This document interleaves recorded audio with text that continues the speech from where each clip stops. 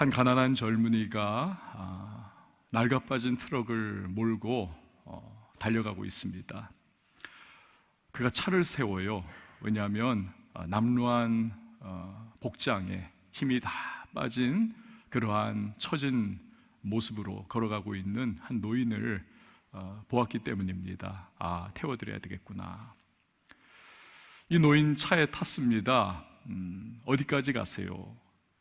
그런데 그의 목적지가 너무 먼 겁니다. 하지만 청년은 마음을 고쳐먹어요. 처음에는 괜히 태웠다. 그러나 그래도 한번 태웠으니 끝까지 잘 모셔드려야지. 삥 둘러가야 하는 그러한 루트였습니다. 두런두런 노인과 함께 세상 돌아가는 이야기, 이런저런 이야기를 하면서 결국 꽤나 달려가지고 목적지에 도착을 했습니다. 내리는 그 노인의 뒷모습이 너무 치권해 보이는 겁니다. 주머니에 손을 넣어 뒤적뒤적 했더니 얼마 되지 않지만 돈이 있어요. 이것을 그분의 손에 쥐어주면서 따뜻하고 친절한 목소리로 영감님, 이거라도 욕이라도 하세요. 그러자 그 돈을 이렇게 쥔 손을 보면서 이 노인께서 참 친절한 젊은이네. 혹시 젊은이 명함 있어요? 명함을 하나 이렇게 쥐어드렸습니다. 내가 젊은이, 친절한 젊은이에게 꼭 나중에 보답할게. 그러나 그냥 할아버지의 지나가는 말이겠지. 그리고는 건강하시고요. 또 하여튼 잘 지내세요. 그리고 나서는 차를 몰고 떠나갔습니다. 세월이 꽤 흘렀습니다. 그런데 참 놀라운 일이 생겼습니다. 어느 날 신문에 부고 기사가 났어요. 기인이자 세계적인 부호인 하워드 휴즈 세상 떠나다. 그리고는 그의 유언장이 공개가 되었습니다. 여러 가지 상속, 증여 이러한 내용들이 쭉 써 있는데 그 밑에 이렇게 써 있습니다. 내 유산의 16분지 1, 우리 돈으로 약 1,700억 원, 이것을 멜빈 다마라고 하는 사람에게 증여를 한다. 사람들이 다 너무 궁금한 겁니다. 도대체 이 멜빈 다마가 누구냐는 거예요. 다만 하워드 휴즈의 그 유언장 밑에 이러한 추가적인 글이 써 있었습니다. 내가 길을 걸어갈 때 나를 차에 태워준, 이 세상에서 내가 가장 친절을 맛본, 그래서 나를 감동시킨 그 사람, 그의 이름이 바로 멜빈 다마였던 겁니다. 여러분, 사람을 감동시키면 이 사람의 호의와 은혜를 입습니다. 때로는 이 하워드 휴즈와 멜빈 다마의 이 이야기와 같이 깜짝 놀랄 만한 그러한 일이 생기기도 하죠. 그런데 하나님을 감동시키면 그 하나님이 베푸시는 호의와 은혜, 이건 사람의 것과 비교할 수 없습니다. 하나님이 베푸시는 것은 그리고 영원히 함께 가는 것입니다. 비교할 수 없어요. 그래서 우리는 하나님을 감동시키는 것이 중요합니다. 어떻게 하나님을 감동시켜 드릴 수가 있을까요? 부모님을 감동시키면 그런 말 하죠. 너가 나를 정말 기쁘게 하는구나. 하나님 마찬가지입니다. 하나님을 기쁘시게 해드리면 하나님이 감동을 드시는 겁니다. 어떻게 우리가 하나님을 기쁘시게 해드릴 수가 있을까요? 히브리서 11장 6절 말씀에 해답이 있습니다. 믿음이 없이는 하나님을 기쁘시게 하지 못하나니. 이것을 뒤집으면 우리가 믿음으로 나아갈 때 하나님이 기뻐하신다는 겁니다. 저를 한번 따라해 주시면 좋겠습니다. 하나님은 우리 믿음을 기뻐하신다. 그렇습니다. 하나님이 기뻐하시는 믿음을 가질 때 하나님이 감동하십니다. 오늘 우리는 본문에서 예수님을 감동케 한 바로 한 여인의 믿음의 이야기를 살펴보는 것입니다. 예수님이 갈릴리 지방에서 바리새인 서기관들과 아주 그냥 정결예법, 그 중에서도 음식법으로 충돌을 하셨죠. 지난 시간의 이야기입니다. 이 바리새인과 서기관들이 예수님을 향해 막 불타는 적개심이 지금 생긴 겁니다. 그 마음의 심지어는 사리를 가지고 있습니다. 이 예수님이 그 땅을 떠나시지요. 피해 가신 곳이 이방 땅 두로라고 하는 지역입니다. 우리 예수님 그곳에서 사람들이 잘 모르는 곳이니까 쉼도 가지고 또 그 핵심 멤버들인 제자들을 이제 내가 좀 훈련을 시켜야 되겠다, 그런 마음도 가지고 계셨을 겁니다. 그러나 사람들이 예수님을 그냥 내버려 두질 않죠. 어딜 가든 우리 예수님 누구나 알아봅니다. 유대에서 오신 예수, 그 이름이 쫙 벌써 두로 지방에 퍼진 겁니다. 그러니까 한 여인이 소문을 듣자마자 찾아왔습니다. 사연이 아주 기구한 여인입니다. 부모가 가장 가슴이 아플 때는 자녀가 고통과 질병과 인생의 고난 가운데 깊이 빠져 있을 때입니다. 도와주고는 싶어요. 도울 힘이 없습니다. 그때의 부모는 차라리 그것은 고문과도 같습니다. 자녀가 오래 그리고 꽤 많이 아픈 그러한 부모님들 보면은요, 그래서 우울증에 시달리는 부모님들이 꽤나 많이 계십니다. 이게 너무 괴롭기 때문에 그렇습니다. 우리가 그냥 다른 사람들한테 했던 말인데 이걸 들으면서 확 분노를 한다든지 과잉 반응을 그런 분들이 일으키실 때는 우리가 이해를 해줘야만 하는 겁니다. 오늘 본문 25절은 이 여인의 상황을 설명을 우리에게 해줍니다. 이에 더러운 귀신 들린 어린 딸을 둔 한 여자가 예수의 소문을 듣고 곧 와서 그 발 아래에 엎드리니, 그러니까 이 여인은 딸이 더러운 귀신에 들렸다는 겁니다. 그런데 마태복음이 똑같은 내용을 다루고 있는데요, 좀 더 세밀해요. 흉악한 귀신에 들렸다.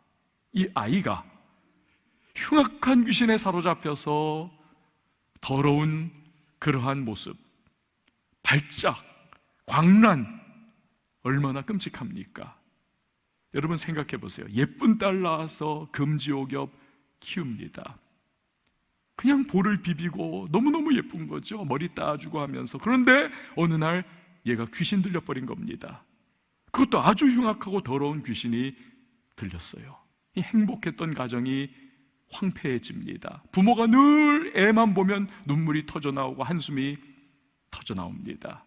얘가 귀신 발작이라도 하는 걸 보면 내가 낳은 딸 맞나? 이 공포에 사로잡히고, 그 모습을 바라보는 때마다 정말 얘가 정상적인 삶으로 돌아올 수 있을까? 평범하게 착한 남자 만나서 그냥 가정을 꾸리며 앞으로 살아갈 수 있을까? 하늘이 무너지는 마음밖에 없습니다.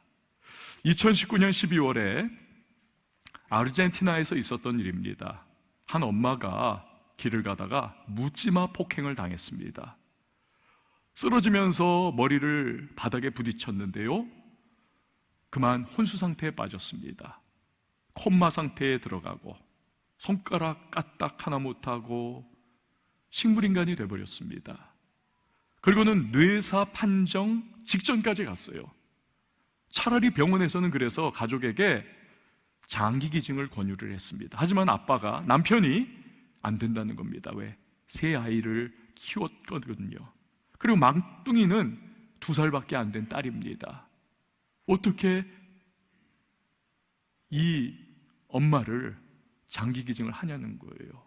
한 달이 지났습니다. 꼼짝 못하고 콤마 상태에 있는 이 엄마, 한 달 만에 애들이 엄마를 보러 간 겁니다. 누워있는 엄마, 첫째 둘째는 보자마자 눈물을 터뜨리고, 막둥이 2살짜리 막내딸은 엄마 보더니 배가 고프다면서 찡얼찡얼거리면서 엄마 그 가슴으로 파고듭니다. 그런데 여러분, 신기한 기적 같은 일이 일어났습니다.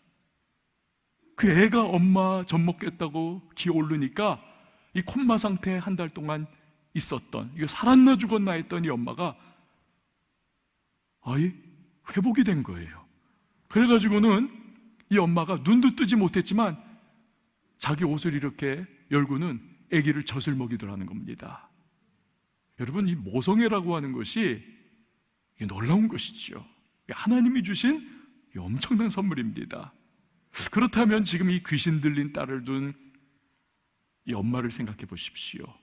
그 모성애가, 그 불타는 이 모성 본능이 이 여자를 가만 놔뒀겠습니까? 어떻게 해서라도 이 귀신 들린 딸을 정상으로 귀신 쫓아내기 위해서 얼마나 모진애를 썼겠으며 얼마나 몸부림을 쳤겠습니까? 그러나 그 어떤 것으로도 회복이 안 되는 겁니다. 그런데 소문이 들려와요. 수많은 귀신을 쫓아냈고 수많은 병을 치료한 저 젊은 유대 땅의 랍비 예수라는 분이 우리 동네에 왔다.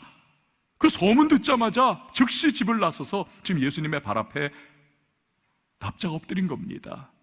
그러니까 그녀에게 이 귀신 들린 어린 딸의 문제만 없었다면 평생 예수와는 관계없는 삶을 살았을 겁니다.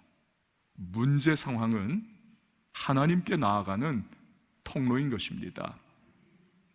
문제 상황은 그 자체가 문제가 아니라 우리가 어떻게 반응하느냐가 관건인 것입니다. 제가 종종 말하는 은혜의 공식, 그레이스 포뮬라, 이 은혜의 공식이 있지 않습니까? 문제거리를 기도거리로 바꾸면 기도거리를 간증거리로 바꾸어 주신다. 여러분 한번 따라해 주시면 좋겠습니다. 문제거리를 기도거리로 바꾸면 기도거리를 간증거리로 바꾸신다. 여러분 믿으시기 바랍니다. 문제거리가 있어요. 이거 큰 문제거리입니다. 그런데 기어이 예수를 안 찾아요. 그러면 이 사람은 방법이 없는 겁니다. 이게 오늘을 살아가고 있는 세상 불신자들의 비극이지요. 그래서 결국에는 그 문제거리에 휘둘리고 그 문제거리에 인생이 침식당해버립니다. 다 무너져 내려버립니다. 극단적인 상황까지 그래서 몰려가는 것이지요. 사랑하는 여러분, 제 아무리 태산 같은 문제거리가 있어도 예수께만 나아간다면 새로운 인생이 열릴 줄 믿으시기를 바랍니다. 오늘 귀신 들린 딸을 둔 여인이 바로 그런 상황인 겁니다. 그런데요, 뜻밖이지요. 우리 예수님은 어떤 분이십니까? 온유한 예수님, 사랑의 예수님, 친절하신 예수님, 누구든 품어주시는 예수님인데 기가 막힐 말씀을 하세요. 27절 보십시오. 예수께서 이르시되 자녀로 먼저 배불리 먹게 할지니 자녀의 떡을 취하여 개들에게 던짐이 마땅치 아니하니라. 여러분 이게 무슨 말입니까 도대체? 왜 이런 말씀하십니까? 그 이유가 앞에 26절에 나옵니다. 보세요. 그 여자는 헬라인이요 수로보닉의 족속이라 자기 딸에게서 귀신 쫓아내 주시기를 간구하거늘. 그러니까 이렇게 냉정한 예수님의 행동은 한 가지, 그녀가 이방인이었다. 그래서 냉담했다는 겁니다. 여러분 이 마가복음 우리가 다루고 있지 않습니까? 마가복음은 1차 독자가 로마에 살고 있는 이방인 크리스찬들, 지금 갓 예수 믿었던지 한번 예수 믿어볼까 하면서 교회에 들어온 사람들, 그런 사람들입니다. 이방인들이에요. 그렇게 생각해 보세요. 이 사람들이 지금 마가복음을 쭉 듣고 있는데 지금 이 단락에 딱 부딪혔을 때 그들이 느끼는 감정이 뭘까요? 이게 덜컥 내려앉는 겁니다. 그럼 우리는 뭐냐는 거예요. 우리도 이방인들인데. 애타는 마음으로 찾아온 여인에게 기껏 한다는 소리가 개. 여러분 아무리 예수님이 유대인이어도 그렇죠. 개라는 겁니다. 근데요 놀라운 것은 예수님의 이 말씀에 대한 여인의 반응이 놀라워요. 28절 말씀 보십시오. 여자가 대답하여 이르되 주여 올소이다마는 상 아래 개들도 아이들이 먹던 부스러기를 먹나이다. 여러분 여기서 먼저 이 여인은 예수님을 주여라고 부르고 있습니다. 여러분 저를 한번 따라해 주세요. 주여.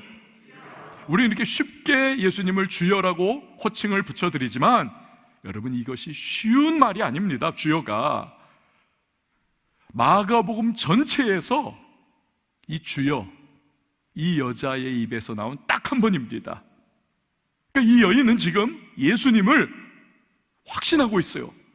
저분은 내 딸의 귀신 들린 상태를 치유해 주실 수 있는 능력의 분이시다. 저분은 하나님의 아들이시다. 이걸 믿는 겁니다. 놀라운 거예요.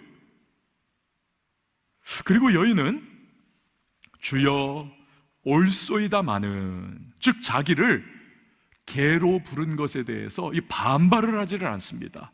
그대로 인정을 하고 있습니다.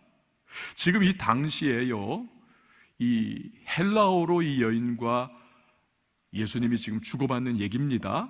그런데 예수님은 헬라어가 제2외국어지요. 주로 아람어를 말씀하셨으니까. 그런데 이 여인은 헬라어가 모국어입니다. 헬라 여인이거든요. 그 당시에 모국어로 헬라어를 말하는 그러한 사람들, 이 헬라인들, 이 문화적인 자긍심이 하늘을 찌릅니다. 왜? 가장 문명 가운데 살고 있던 사람들이거든요. 헬라 문명, 빛나는 문명. 이 사람들은, 유대인들은 이방인들을 개라고 불렀지만 이 헬라인들은 이 유대인들을 아주 그냥 미천한, 미개한 사람들로 그렇게 하대하고 내려 깔고 봤습니다. 자, 그런데 여러분, 또 하나, 마가는 이 여인이 헬라인이고 수로보니게 족속이다. 수로보니게, 수리아 지역의 베니게 사람이다. 페니키아 사람이다. 이 페니키아가 뭡니까? 굉장히 유구한 전통을 가지고 있는 그러한 뼈대 있는 민족이에요. 자긍심이 굉장히 강한 민족. 그러니까 이 여인은 헬라인이면서 헬라의 문명 가운데 완전히 살아가며 뼈대 있고 아주 유구한 전통을 가지고 있는 민족이었다는 겁니다. 혹자는 이 여인이 그래서 귀족 출신의 아주 콧대가 높고 자긍심이 아주 가득했던 그러한 사람이다. 그런데 보세요, 이 여인이 그 어떤 교만, 그 어떤 자존심, 그 어떠한 자기 의도 내세우지 않습니다. 여전히 예수님의 발 아래 엎드려서 계속 간구하는 모습입니다. 그리고 예수님을 깜짝 놀라게 하는 그런 말을 합니다. 상 아래 개들도 아이들이 먹던 부스러기를 먹나이다. 여러분, 이 말이 얼마나 예수님을 놀라게 했고 얼마나 감동을 먹게 했냐면, 예수님의 말씀을 들어보세요. 29절 말씀, 예수께서 이르시되 이 말을 하였으니 돌아가라, 귀신이 내 딸에게서 나갔느니라 하시매. 마가는 간단하게 네가 이 말을 하였으니 하면서 예수님이 치료해 주셨다는 거예요, 그 딸을. 그런데 마태는 좀 더 정확하게 세밀하게 그렇게 묘사를 합니다. 마태복음 18장 28절 보니까, 이에 예수께서 대답하여 이르시되 여자여 내 믿음이 크도다, 내 소원대로 되리라 하시니 그때로부터 그의 딸이 나으니라. 뭐라고 하셨습니까?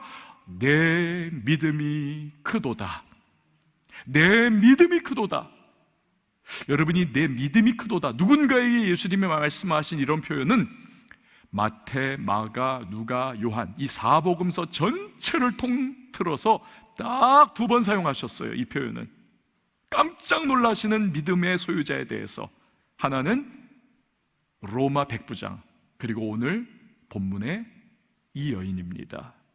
그렇다면 그녀의 말이 왜 예수님을 기쁘시게 했을까요? 내 믿음이 크도다 감탄하게 하셨을까요? 우선 이 여인은 아까 말씀드린 대로 그 어떤 자기의나 자기의 자존심 철저하게 포기합니다. 예수님께 완전히 겸비한 태도로 나아갑니다. 여러분, 이런 사람 오늘날에도요 찾아보기가 굉장히 어렵습니다. 우리 예수 믿잖아요.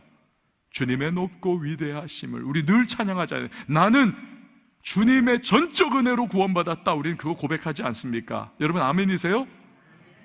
그럼에도 불구하고 여러분, 우리 안에 뿌리 깊은 자기의가 도사리고 있다는 사실 아십니까? 내가 이만큼 내가 헌신했는데, 내가 이만큼 헌금했는데, 내가 이만큼 일했는데, 내가 이만큼 봉사했는데, 그래가지고는 목사나 교회가 알아주지 않아요. 하나님도 알아주지 않는 것 같아요. 그러면 어떤 마음이 드나? 옛날 우리 어른들이 우스갯소리와 같이 섭섭마귀가 들어갑니다. 그래가지고는 섭섭해가지고 얼굴이 달라지고 뾰로통해지고 심지어는요 분노를 합니다. 이럴 수가 있냐고.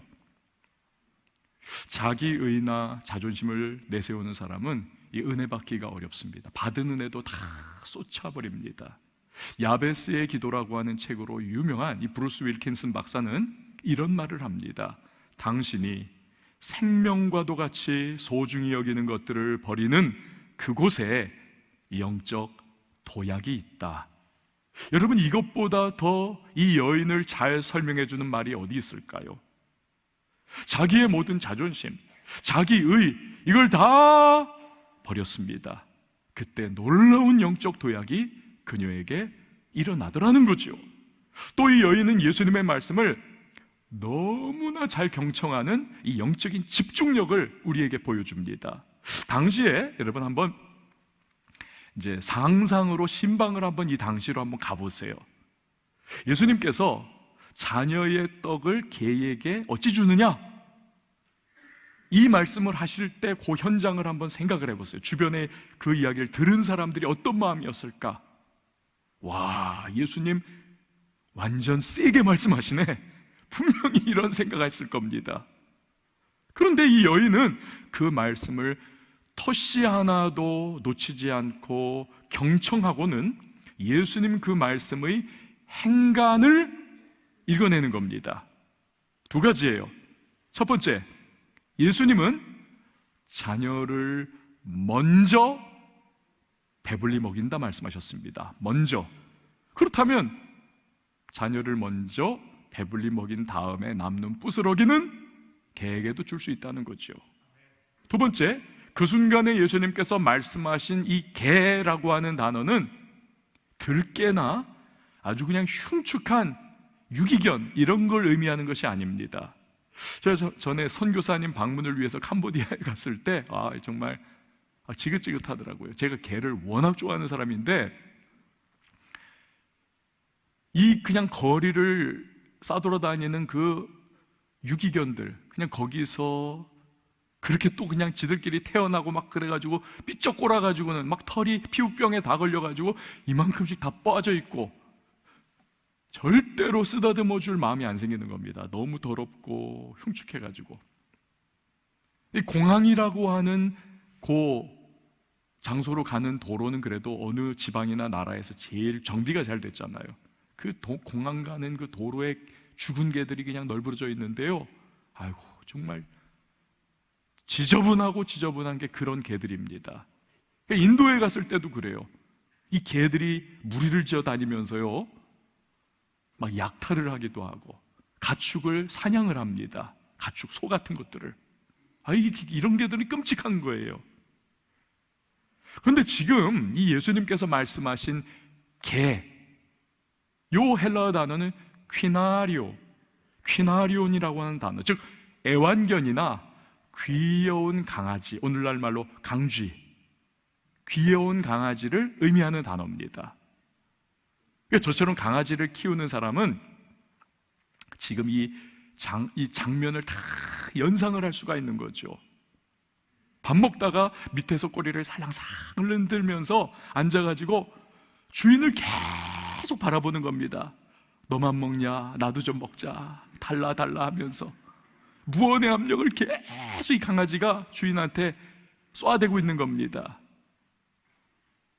이럴 때 안 주는 건 사람도 아니에요. 키워본 분들은 알아요. 어쩔 수 없어서라도 하도 거기서 막 그렇게 귀엽게 앉아가지고 그냥 애처로운 눈으로 쳐다보고 꼬리를 계속 흔드니까 할 수 없이 그 입에서 떼가지고 넣어줘야 되는 겁니다. 어제 저도 참 많이 뺏겼습니다. 여러분, 언뜻 차갑고 냉정하고 날카롭게 단칼을 끊어내는 듯한 이 예수님의 말씀이었지만 여인은 그 안에 담긴 가능성을 발견하고 꽉 붙잡는 겁니다. 이방인인 나도 은혜의 부스러기를 받을 수 있겠구나. 이게 그분의 본심이구나. 그래서 상 아래의 개들도 부스러기를 먹지 않습니까? 이 이야기를 한 거예요. 이연길 목사님이라고 하는 분은요, 은퇴 목사님이신데, 이 여인의 말은 선교 역사를 뒤집어 놓은 그러한 발언이다. 왜요? 하나님이 베푸시는 구원은 유대인들은 생각하기를 유대인만의 것이다. 근데 이 여인은 자기도 정확하게 신학적으로 알지 못하지만 이 말을 함을 통해서 온 민족, 온 세계의 사람들이 이 하나님의 은혜의 대상이라는 것을 지금 말하고 있는 겁니다. 여러분, 그렇습니다. 여인은 절망적인 인생 문제를 해결할 능력, 이거 주님이 가지고 계시다는 것과 주님이 은혜 베풀어 주실 것을 전적으로 의지하고 전적으로 의탁하고 있는 것입니다. 그녀의 대답은 바로 그러한 믿음의 표현이었던 거지요. 예수님께서 자기의나 자존심 완전히 내려놓고 주님을 전적 의뢰하고 의탁하고 의지하는 믿음을 확실히 보여주는 이 여인에게 지금 너무나 놀란 것이고, 그래서 너무나 기뻐하신 것이고, 그녀의 믿음에 너무나 감동을 먹으신 겁니다. 할렐루야. 그뿐 아니에요. 그녀의 믿음이 놀라운 것은요, 이후에 보여주는 또 하나의 모습에서 그대로 나오는 겁니다. 예수님께서 여러분 말씀하시죠. 돌아가라, 내 딸에게서 귀신이 나갔다, 낫다 말씀을 하잖아요. 선언을. 그러자 이 여자가 어떻게 합니까? 30절 말씀 보세요. 여자가 집에 돌아가 본즉. 여러분 생각해 보세요. 지금 얼마나 이 엄마의 딸이, 어린 딸이, 예쁜 그 딸이 귀신에 사로잡혀가지고 완전히 몰골이 말이 아니고 발광발작을 하고 귀신이 완전히 사로잡아가지고 이 아이가 인생이 빠그라지고 가정이 황폐화되고 완전히 박살이 나버렸는데, 이 순간 이 기회를 놓치면 평생을, 만약에 이 어린 딸이 귀신이 떠나가지 않았으면 이 엄마는 내가 왜 그때 예수님을 굳이 끝까지 매달려가지고 집으로 모셔다가 이 아이에게서 귀신을 쫓아내시는 것까지를 내가 끝까지 못했던가, 가슴을 찢으면서 평생을 피눈물을 흘릴 수밖에 없을 겁니다. 그렇지 않습니까? 예수님 우리 집에 가세요, 직접 가주세요. 그런데 그런 말 하지 않습니다. 그저 예수님 말씀 믿음으로 굳게 붙잡고 집에 돌아가는 겁니다. 그럴 때에 이 여인, 그 믿음대로 예수님의 능력을 따라 자기의 딸로부터 귀신이 완전히 쫓겨나가 평안히 이 여자아이가 누워있는 것을 볼 수가 있었던 겁니다. 무성영화 시대를 열었던 배우 겸 천재감독 찰리 채플린, 그러니까 이런 말을 한 적이 있습니다. 인생은 가까이서 보면 비극이지만 멀리서 보면 희극이다. 여러분, 우리는 이 찰리 채플린의 슬랩스틱 코미디, 그거 지팡이 돌리고 몽땅 옷 입고 펭귄처럼 막 끼우뚱끼우뚱거리는 그 모습을 바라면서 배꼽을 잡고 웃어요. 영화로 이렇게 우리 멀찍이 볼 때. 그러나 그 연기를 하고 있는 채플린의 마음속에는 슬픔과 인생의 무거움과 온갖 신음이 다 있다는 것, 그의 말을 통해서 우리가 캐치를 하는 거죠. 여러분, 이게 어찌 채플린만의 일입니까? 이 모든 사람의 문제 아닙니까? 다 그럴듯해 보여요, 멀리서 보면. 그렇지만 속으로 들어가 보면 우리는 누구나 너나 할 것 없이 인생의 고해의 바다를 항해하고 있는, 고통을 겪으며 눈물을 흘리며 현실의 문제 속에 신음하는 우리들이 아닙니까? 그래서 어렵고 힘든 문제 상황을 끌어안고 주님께 기도와 간구로 우리는 나가요. 그러나 빨리 응답해 주시지 않거나 내가 기대하는 모습으로 응답 주시는 것이 아닌 다른 방향으로 일이 되어질 때에 우리는 실망합니다. 때로는 분노합니다.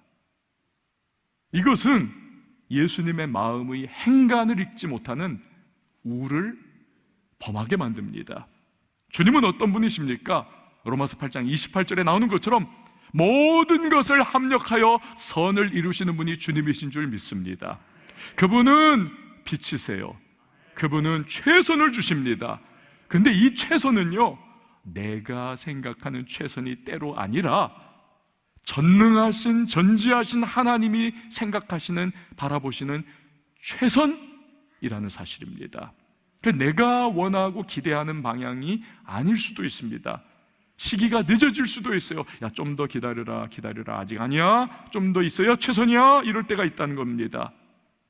그러나 우리는 실망하고 낙심하고 때로 분노해가지고 세상 방법 덜컥 붙잡습니다. 귀신 들린 어린 딸을 둔 여인과는 다른 모습을 보이는 것이죠. 주님을 전적으로 신뢰하고 전적으로 의탁하지 못하는 겁니다. 왜요? 주님이 지금 내가 원하는 대로 빨리 해주시지 않는 것을 거절하신 거다라고 오해를 하기 때문에 그렇습니다.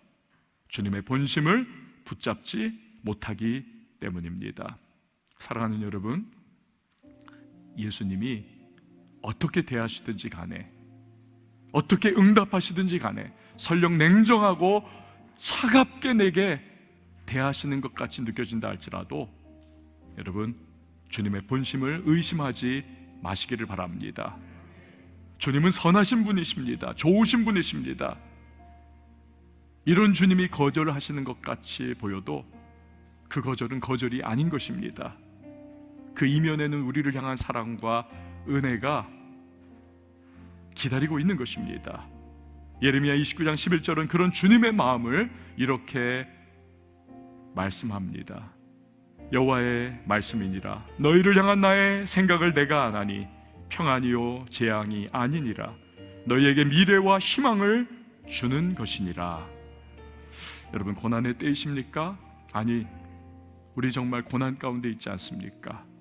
자기와 자존심 내려놓고 주님 앞에 그의 은혜를 구하면서 여러분 기도로 간구하십시오. 전적인 의뢰, 전적인 의탁, 그 믿음의 모습으로 주님 앞에 나아가시길 바랍니다. 그럴 때에 주께서 그의 능력의 크심을 따라 우리 인생 붙들어 주시고 인도하시고 은혜를 베풀어 주실 줄 믿습니다. 우리 시간에 함께 찬양할 텐데요, 여러분, 주님, 그분은 우리를 이렇게 품에 안고 계십니다. 내가 비록 느끼지 못한다 할지라도 내 영적 감각이 무뎌져서 그걸 지금 느끼지 못해도 주님은 우리 믿는 자들, 언약 백성들을 이렇게 품에 안고 계십니다. 오늘 그걸 고백하는 겁니다. 주의 품에 하나님 나 늘 있겠습니다 고백하면서 우리 기도로 나가는 이 시간이 될 수 있기를 원합니다. 주 품에 품으소서. 주 품에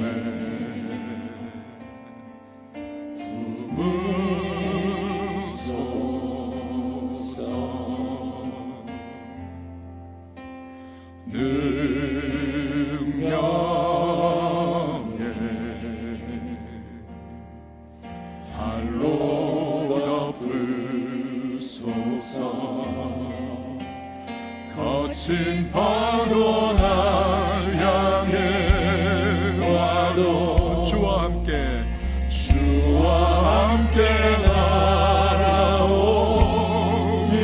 날아오리니 폭풍 가운데 나의 영혼 잠잠하게 주를 보리라. 다시 한 번 더 주 품에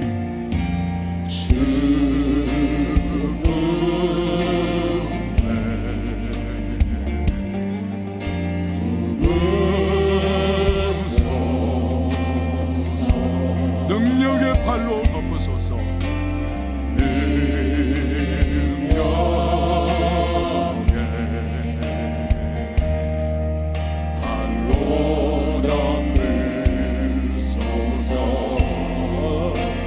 거친 바로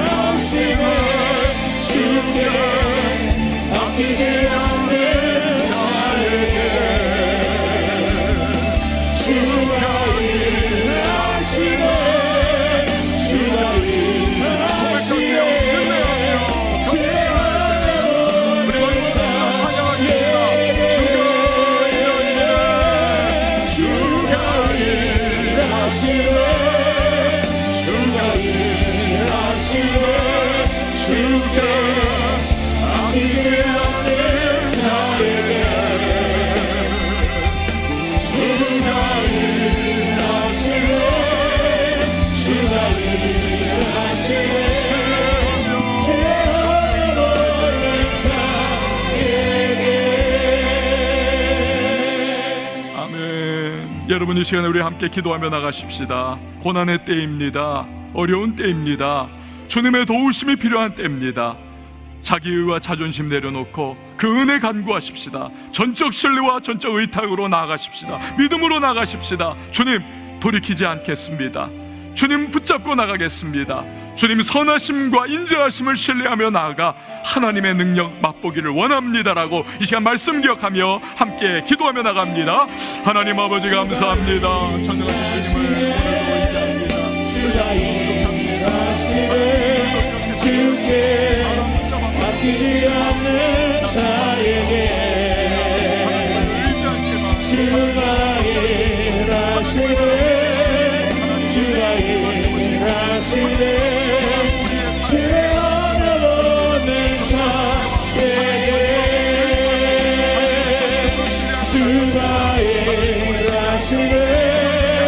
주가 일하시네. 주께 아끼지 않는 자에게 주가 일하시네, 주가 일하시네. 신뢰하려고 하는 자에게. 하나님 아버지, 전적인 의뢰, 전적인 의탁으로 주님을 의지하며 바라보며 구하며 믿음의 길을 걸어가는 하나님의 사람들이 되게 하여 주시옵소서. 예수님의 이름으로 기도합니다. 아멘.